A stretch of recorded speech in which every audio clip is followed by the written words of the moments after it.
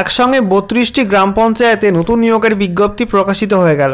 তো আজকের এই ভিডিওতে এই নতুন নিয়োগের অফিসিয়াল বিজ্ঞপ্তি নিয়ে আলোচনা করব, যেখানে তোমাদের শিক্ষাগত যোগ্যতা কী লাগবে, সঙ্গে বয়সসীমা কী লাগবে, কতগুলি ভ্যাকান্সি, সেই সঙ্গে তোমাদের কত বেতন দেওয়া হবে, সিলেকশন প্রসেস কী রয়েছে, আবেদন করার শেষ তারিখ কবে, কীভাবে তোমরা এখানে আবেদন করবে, সমস্ত কিছু পরপর জানাবো আজকের এই ভিডিওটির মাধ্যমে। তো চলো বন্ধুরা, ভিডিওটা শুরু করা যাক। আর ভিডিওটি শুরু করার আগে তোমাদের সকলকে জানাবো চাকরি সংক্রান্ত নিত্য নতুন গুরুত্বপূর্ণ আপডেট পাওয়ার জন্য চ্যানেলটিকে সাবস্ক্রাইব করে নিও, আর পাশে থাকা বেল বাটনে ক্লিক করে অল নোটিফিকেশন অপশানটিকে অন করে রাখবে। লেটেস্ট আপডেট তোমরা পেয়ে যাবে। অনস্ক্রিন তোমরা দেখতে পাচ্ছ অফিসিয়াল বিজ্ঞপ্তি ওপেন করলাম। দেখো, বিজ্ঞপ্তি প্রকাশিত হয়েছে পঞ্চায়েত দপ্তরের পশ্চিম মেদিনীপুর জেলা পরিষদ থেকে। দেখো, বলা হয়েছে পশ্চিম মেদিনীপুর জেলা পরিষদ, district public health cell, Medinipur, সঙ্গে পিনকোডটা দেওয়া আছে। তো তোমরা যদি অন্য জেলার প্রার্থী হয়ে থাকো, তোমাদের জেলার নামটা অবশ্যই কমেন্ট সেকশনে কমেন্ট করে জানিয়ে দিও। তোমাদের জেলাতে পঞ্চায়েত দপ্তরের ভ্যাকান্সি প্রকাশিত হলে আমি তোমাদের আপডেট করে দেবো। তো এখানে দেখতে পাচ্ছ তোমাদের সিরিয়াল নাম্বার দেওয়া আছে, তারপরে দেখতে পাচ্ছ নেম অফ পিএস পঞ্চায়েত সমিতির নাম, তারপরে নেম অফ জিপি গ্রাম পঞ্চায়েতের নাম, এবং তারপরে এখানে ডিসপেন্সারির নাম উল্লেখ করা আছে। তো এখানে দেখতে পাচ্ছ তোমাদের কোন কোন পঞ্চায়েত সমিতির আন্ডারে রিক্রুটমেন্টটি হচ্ছে।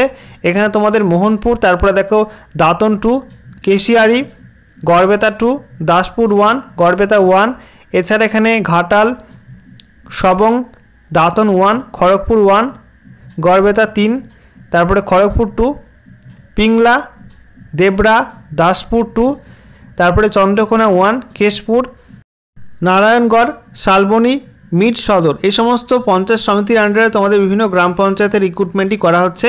মোট এখানে 32টা গ্রাম পঞ্চায়েতের কথা উল্লেখ করা আছে। দেখতে পাচ্ছ প্রত্যেকটা গ্রাম পঞ্চায়েতের নাম তোমাদের এখানে পরপর মেনশন করা আছে, ঠিক আছে। তো এখানে দেখো তোমাদের পোস্টের নাম বলা হয়েছে part time homeopathic and Ayurvedic medical officers.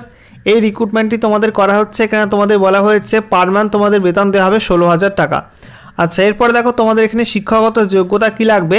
এখানে তোমাদের বলা হয়েছে শিক্ষাগত যোগ্যতা educational qualification higher secondary examination certified by West Bengal Council of Higher Secondary Education or its equivalent is the minimum educational qualification. তো মিনিমাম কোয়ালিফিকেশান তোমাদের এখানে বলা হয়েছে West Bengal Council of Higher Secondary Education বা তার সমতুল্য বোর্ড থেকে তোমাদের এইচএস বা উচ্চ মাধ্যমিক পাস করতে হবে। সঙ্গে তোমাদের প্রফেশনাল কোয়ালিফিকেশান কী লাগবে।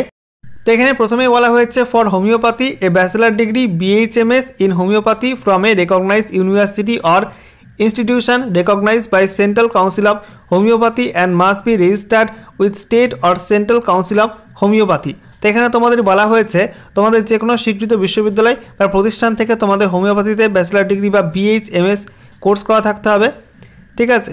এবং সেই সঙ্গে তোমাদের বলা হয়েছে অবশ্যই তোমাদের স্টেট বা সেন্ট্রাল হোমিওপ্যাথি কাউন্সিলে রেজিস্টার্ড থাকতে হবে। তারপরে দেখো তোমাদের এখানে 2 নম্বরে বলা হয়েছে ফর আয়ুর্বেদা। আয়ুর্বেদের জন্য তোমাদের এখানে a bachelor degree BAMS in Ayurveda from a university or its equivalent as recognised under the Indian Medicine Central Council Act 1970 candidates must be registered with Paschimbanga Ayurveda Parishad West Bengal. তো এখানে তোমাদের বলা হয়েছে আয়ুর্বেদের জন্য তোমাদের এখানে স্বীকৃত বিশ্ববিদ্যালয় বা প্রতিষ্ঠান থেকে তোমাদের BAMS এই কোর্স তোমাদের করা থাকতে হবে, আয়ুর্বেদার ডিগ্রি কোর্স, ঠিক আছে। এবং সঙ্গে তোমাদের বলা হয়েছে পশ্চিমবঙ্গ আয়ুর্বেদা পরিষদ, সেখানে তোমাদের রেজিস্টার্ড থাকতে হবে অ্যাপ্লাই করার জন্য।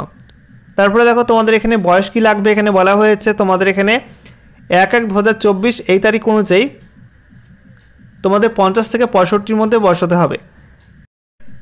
এছাড়া এখানে বলা হয়েছে অবশ্যই তোমাকে ভারতীয় নাগরিক হতে হবে এবং সেই সঙ্গে বাংলা ভাষায় কথা বলতে এবং লিখতে জানতে হবে, ঠিক আছে।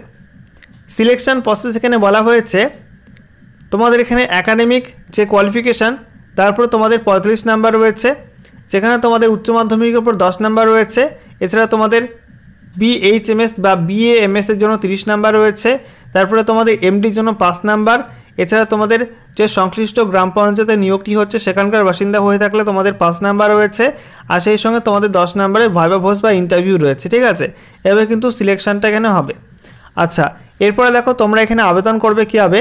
তোমাদের এখানে অফলাইনে অ্যাপ্লাই করতে হবে। তার জন্য তোমাদের এখানে অ্যানেক্সার 1 বলে এই অ্যাপ্লিকেশন ফরম্যাটটা দেওয়া হয়েছে। প্রথমে তোমরা এটা A4 সাইজের পেজে প্রিন্ট আউট করে বের করবে। তারপরে তোমাদের ফর্মটা ফিল আপ করতে হবে। ফর্মের সঙ্গে তোমাদের এখানে কী কী ডকুমেন্টের জেরক্স কপি লাগবে দেখে নাও। এখানে তোমাদের বলা হয়েছে প্রথমে তোমাদের মাধ্যমিকের অ্যাডমিট কার্ড বা সার্টিফিকেট ডেট অফ বার্থ প্রুফের জন্য, সেই সঙ্গে তোমাদের শিক্ষাগত যোগ্যতার মার্কশিট, সার্টিফিকেট।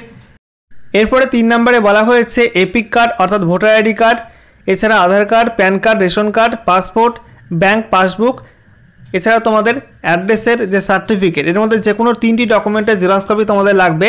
এছাড়া তোমাদের প্রেজেন্ট এবং পার্মানেন্ট অ্যাড্রেসের জন্য সেলফ ডিক্লারেশন লাগবে, সেই সঙ্গে তোমাদের মেডিকেল রেজিস্ট্রেশন সার্টিফিকেট এবং কাস্ট সার্টিফিকেট থাকলে কাস্ট সার্টিফিকেট, এই সমস্ত ডকুমেন্টের জেরক্স কপি তোমাদের সেলফ অ্যাটেস্টেড করে অ্যাপ্লিকেশন ফর্মের সঙ্গে অ্যাটাচ করতে হবে এবং তোমাদের কিন্তু অ্যাপ্লিকেশন ফর্মটি জমা করতে হবে তোমাদের সংশ্লিষ্ট বিডিও অফিসে। ঠিক আছে, এখানে তোমাদের লাস্ট ডেট দেখিয়ে দিচ্ছি, লাস্ট ডেট কবে রয়েছে।